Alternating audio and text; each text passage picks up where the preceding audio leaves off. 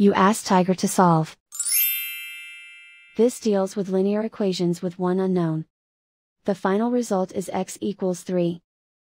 Let's solve it step by step. Simplify the expression. Expand the parentheses. Multiply the coefficients. Simplify the arithmetic.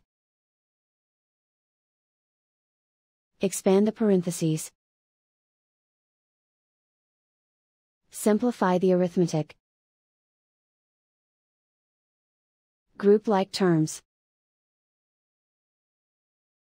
Simplify the arithmetic. Group all constants on the right side of the equation. Subtract 4 from both sides. Simplify the arithmetic.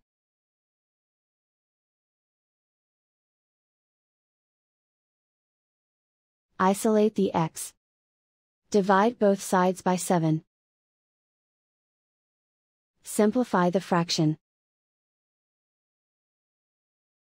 Find the greatest common factor of the numerator and denominator.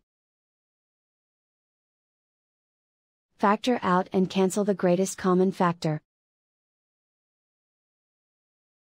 And so the final result is x equals 3.